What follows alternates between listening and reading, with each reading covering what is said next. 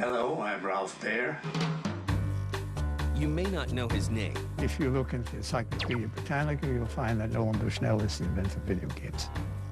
Sylvie? You may not know what he did. As he's thinking about this, what he comes up with is, hey, I wonder if you could play a game. Basically, that's the genesis of the video game industry. I think what Ralph Baer did was brilliant. But his impact on the world of gaming is immeasurable. He invented video games, patents in his name. You can't deny that. This is the forgotten story of Ralph Baer. Boom, I got you.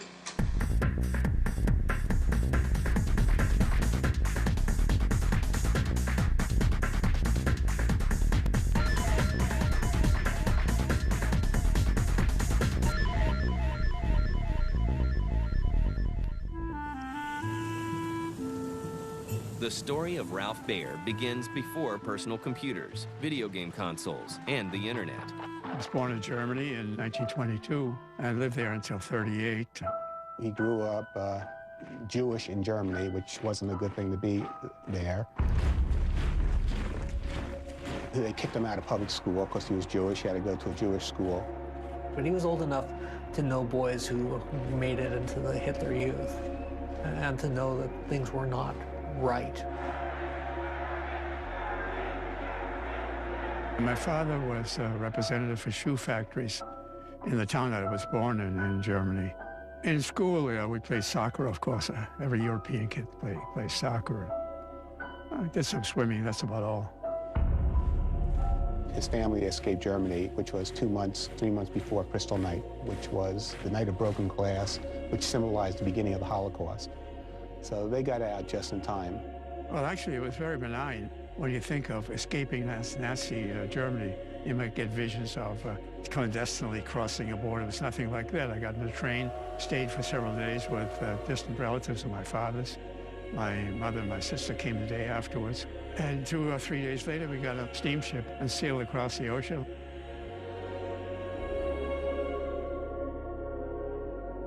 He came to America and got involved in self-schooling. He's a very smart man. He was largely self-educated. We arrived in New York and went to work in a factory, making $12 a week for 10 hours a day, half a day Saturdays, out of which I spent $1.25 for a correspondence course. Became a radio technician, began to do all the service work for 3 radio stores in New York City, fixing and repairing and installing antennas of early television sets, early FM sets. And in 1943, Uncle Sam knocked on my door and I got drafted. And within months, I was in England. By that time, I'd been trained as an interrogator of prisoners of war. And I was part of an MIT military intelligence team that went over to Europe in a convoy zigzagging across the Atlantic. Next thing I know is I'm doing the syllabus for teaching GIs to recognize German weapons, handle German weapons, recognize German uniforms, heavy weapons. I had a whole museum full of hardware. He was on duty in England. It was pouring rain outside, and he wound up in pneumonia. He wound up in the hospital.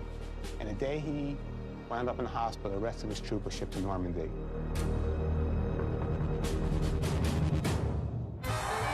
After the war, Baer attends classes at the American Technical Institute of Television. Ralph completed a program in Chicago, a trade school, and he was one of the first people to have a degree in television engineering.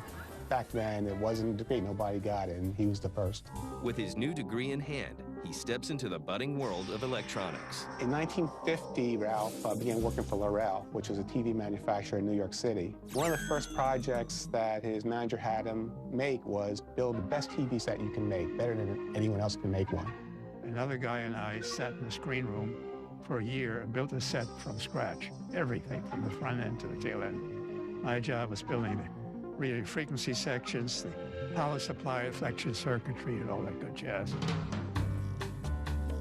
And Ralph got this idea to employ some kind of game in the TV. He didn't know what kind of game, definitely not a video game, but something to make TV interactive. I looked at what we were doing, and especially at how we were testing the set. To set up a set in those days, there was test equipment to set up sets so they would leave the factory properly adjusted. Those test equipment could produce vertical and horizontal bars, and these bars could move around. It was kind of fun to do it. I said, why don't we build something like that into a TV set? You make a game of it. But his management, they didn't like the idea. And I proposed that to the chief engineer, and he said, well, you're already 2 months behind schedule. Forget it. Build the goddamn set and get it over with. Ralph Baer's idea for an interactive game built into a television doesn't take off. But little does he know that he is on the brink of making history. Get me, come get me. I'm the Red Baron. I'm going to get you. Boom, boom, boom, boom, boom. 15 years after working as an engineer for L'Oreal, Ralph Baer finds himself working as a manager at Sanders Electronics. I'm in charge of a division that by this time is grown to some 500 engineers. I don't have much time for anything except being a chaplain, and taking care of people problems. So I built a little skunk works in a room off to the side that nobody knows anything about, so I can do a little private R&D work. While he's on a business trip, Baer revisits an old idea. I'm in New York, waiting for somebody to come in to join me. You have Ralph Baer sitting in a bus stop thinking, what can you do on a television set besides watch television? And all of a sudden, he had what he likes to say, one of his eureka moments. What he comes up with is, I wonder if you could put a local signal on that TV that would be a controllable signal. And I made some notes on a spiral pad. I sat down the next morning, September 1st, 1966, and wrote a 4-page paper that lays it all out. Describes the concept of playing games on a home television set or with a monitor.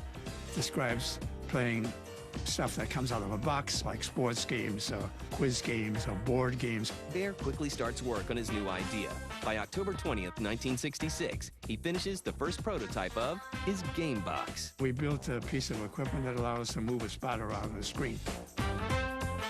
They got a game working called what they called Fox and Hounds, which is just a chase game. One dot chase another dot. This was interactive TV. No one else did it before. The object was to make something that would be fun, right? Well, chasing a spot around the screen was fun enough, but not for very long. So I had a gun. We converted that, and then we started shooting at the screen. Then he spent the next few days talking to his management to convince them to go ahead with this idea. So the next thing I knew was I was going to demonstrate to the whole board of directors, and the demo had to go off well. This is a chase game? All right, let's play. Come get me. The reaction of the board of directors was very enthusiastic. It was some feat that he did it because Sanders is a military contractor. They don't deal with consumer products, but yet they gave him the go-ahead for this by giving him $2,000 in seed money. Oops, you got me. And basically, that's the genesis of the video game industry. You got me. End of the game. In 1967, Baer gets a helping hand. Bill Harrison, at the time he worked for me, was probably in his late 20s. He was joined by a guy by the name of Bill Rush. Bill Rush understood fun. He comes up with ways to make it a little more fun. So pretty soon, they have a little block that you can pass back and forth on the screen. The goal is to try and hit it with your paddles, to catch it. Well, what if instead of catching it, we bat it back and forth and have like a tennis game? We built several more boxes that were progressively more efficient. By the time we got up to number 6, we had handball games. It's no longer a net, it's the wall. We had a volleyball game, which was a side view with a half-height net. We also had gun games again, but we made a big mistake. We didn't stop at 6. We had so many ideas what else to do. We went to number 7, which turned into a much larger unit, which everybody knows as the brown box because it was covered with brown wood grain adhesive paper. The executives from Sanders got together, played it, everybody loved it. And then the next step was, what do we do with this? What you're dealing with is somebody who's looking at an appliance that's in everybody's home. He's trying to think of something that will actually reach the common man. There was real concern on my part that having spent the money, I wasn't going to go anywhere because it wasn't obvious what to do with it. What store? Where?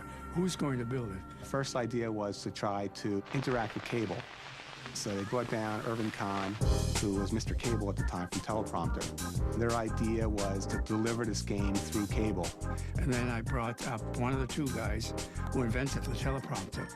And they were then the largest cable company in the country. Saw the demo, was quite impressed. Went back to New York and caused the president to come up 2 weeks later. And we got into a negotiation, our own technical plan, somebody else did a business plan. We spent quite a bit of time on all that. And then it all went down the chute because there was a money crunch at the time. At the time, the cable TV industry is still new, and Teleprompter decides not to risk supporting the strange new device. And I was back to square one, so I know what the hell was I going to do. Ralph Baer has his game box ready to go. Unfortunately, no one seems to know what to do with it. But Baer isn't ready to give up yet. Ralph Baer has created the world's first home video game console, dubbed the Brown Box. Now, he must figure out how to sell it. Ralph was interested in connecting his box up to a TV set, which 40 million people in the United States had televisions. You just connect with 10% of them, you have a hit product. Then it occurred to me, it was like a flash out of the dark. There are TV manufacturers all over the country. They have production lines that can handle the kind of stuff that's inside of my game hardware. So they're a logical place to go to. So they started calling different television manufacturers, Zenith, Sylvania. Everybody was quite impressed, but they weren't impressed enough to move immediately, except for RCA, Jerry Martin, who was in charge of television production. And when we got done demonstrating, everybody still sat around the table looking semi-unfriendly, except for Jerry Martin. He said, "It's a go." Then Bill Enders with RCA moved to Magnavox. First thing he did was tell people, hey, there's this product I saw, why don't we take a look at it? In 1969, Magnavox licenses the technology behind the Brown Box, and in 1971, they released the world's first home video game console, the Odyssey. If you looked inside, you'd find very few differences with the Brown Box. The Odyssey, which was the first home video game, set the standards of what came afterwards. It had two controllers, it had plug-in cards. Although the games themselves were built into the console, it was capable of playing 12 different games by changing the cartridges around. It had an add-on, you can get a light rifle. But the launch of the Odyssey doesn't go as well as Baer hopes. Magnavox released the Odyssey in May of 1972. Distribution, it was kind of slow for a number of reasons. Now, Ralph envisioned Odyssey to be a game in a box for 20 bucks. Magnavox didn't share his vision. They made him a much bigger, more elaborate, more expensive product. They saw a $100 product. $100 was a lot of money. That wasn't a toy. People didn't want to experiment with a $100 toy. I can only imagine trying to explain to somebody this whole idea of that you play a game on a screen. It's just like, what? They gave the impression that it could only hook up to Magnavox television sets. Most people who didn't have a Magnavox television set didn't even bother to look at it. You had all these games with Odyssey, but they were a nightmare. The technology wasn't there yet. But then you had these overlays, these static overlays that you put on your television. So if you're playing hockey, you put a blue overlay on it. If you're playing football, you put a green overlay. It's a lot of bother. It just didn't catch on. The future isn't looking good for the Odyssey, but Baer's console eventually gets an unexpected boost, thanks to a man named Nolan Bushnell. Once Magnavox got into pre-production and in production, they were ready to show to the world and travel the country. They're trying to show people what Odyssey is, and they're holding these kind of Magnavox internal trade shows. And they got to do one in Burlingame. Nolan Bushnell, who at the time was working for a small arcade game manufacturer, he hears about this, and he goes, and he even gets to play Odyssey. I thought the games were pretty poor. I thought the technology was very interesting, that they were able to do what they could do for the price that they had at that point in time. And he played the ping pong game, of course. In retrospect, he says he wasn't very impressed. And I can understand why he wasn't impressed. What Nolan Bushnell does next will be the subject of many debates in the coming years. And Al Cohen built a ping pong game, and they called it Pong. was out there and we knew of it. And video game business, yes, is often flying. Yeah, it was a real cultural phenomenon. So that was like a regular, just part of the culture. Everybody saw this thing and wanted to try it out. Everybody had heard of it. It's like, oh, there's that Pong thing I've heard about. I believe that we were able to help Odyssey a great deal by the success of the arcade game. And now all of a sudden, people realize, well, you know, they were hooked on Pong. By buying the Odyssey, they could have Pong at home. The popularity of Pong helped spur sales of the Odyssey. And by 1975, 350,000 units are sold. Still, it's not enough for Magnavox. But thanks to Ralph Baer's detailed record keeping, Magnavox will eventually make millions off of the Odyssey. By 1974, Pong is a full-blown phenomenon, and Nolan Bushnell is reaping the benefits. Meanwhile, things aren't going so well for Ralph Baer and Magnavox, but Baer's meticulous record keeping ends up saving the day. Atari was very successful with Pong. At the same time, Magnavox is really limping along with their Odyssey. And somebody says, hey, you know, that's kind of using our technology there. Why don't we sue them? Around 1968, Ralph applied for a patent for his work. Every stage of creation for Ralph Baer is meticulously recorded. Ralph doesn't do anything unless he records it, for lots of reasons, for legal purposes, also because he wants to see what he did. He is a quintessential engineer. Ralph Baer got a patent on one of the most basic things. The patent really involves how you tell interactions on screen, how you tell that the bullet hit the spaceship and therefore something has to happen at that location, and telling those interactions what they managed to patent, which is the basis for most of these games. Well, every video game that came out in the early 70s, it involved the business of interaction between manually controlled and machine-controlled spots. Atari's Pong infringed on a lot of Ralph's patents. Sanders and Magnavox did what they had to do. They took Atari to court. But at that time, we were making money hand over fist and saw that as a huge distraction. There was then an offer for settlement. I looked at how much money I was spending on attorneys versus how much I could settle it for, and I decided, let's settle it, get it out of the way, move on, next. So we got a paid-up royalty worldwide. In effect, Atari was Magnavox's first licensee. The real benefit, and it was a huge benefit, wasn't from selling the product. It was from licensing the technology. Baer's patent is a legal juggernaut. Game companies are faced with two choices: fight Magnavox in court and lose, or pay to license the technology. Magnavox's strategy was very clear. They wanted to get the big dog, us, to settle, and then they go around and they make money on everybody else.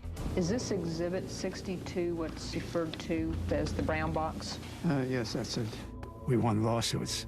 It wasn't even so much a question of who invented video games first.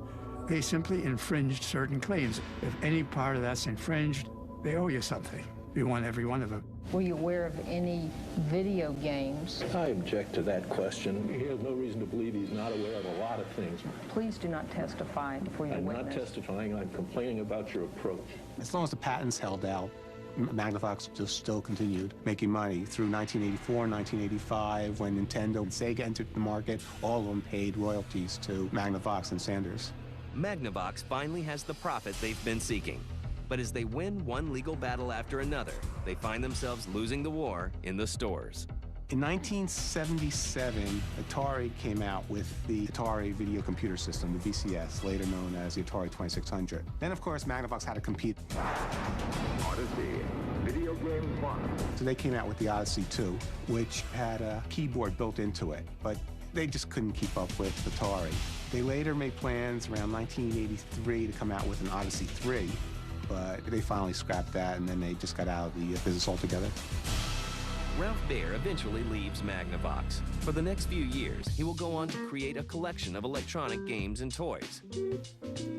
Baer never returns to the home console business that he helped birth, and as time goes by, his legacy begins to fade. This is not what I had in mind. Unfortunately, Ralph does not receive the recognition that he deserves.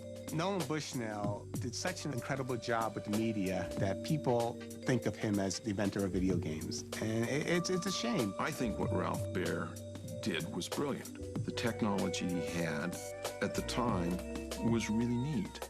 I think that he was an engineer and not a very good game player. I think that was the problem. If you look into Encyclopedia Britannica, you'll find that Nolan Bushnell is the inventor of video games. So, Levy? He should get the recognition that he deserves. He invented video games. The patent's in his name. You can't deny that. And, you know, he's not even looking for money. What Ralph Baer really would like people to say is, hey, thank you for inventing video games. He just wants credit for what he did, which is reasonable because he did a lot. But Baer isn't completely forgotten. In 1979, he's named Inventor of the Year by the state of New York, and in 1980, he receives the same honor from New Hampshire. As the game industry continues to grow and thrive, its roots can still be traced back to the work of Ralph Baer. Ralph's contributions to the world of video games is immense. Everything that was in the brown box is still around today. The controllers, the light guns, the interchangeable games. He doesn't consider himself a big deal. To him, he's Ralph Baer. He's an engineer. So what? I'm Ralph Baer. That's the type of person he is. Video games are, hands down, the most important thing I did.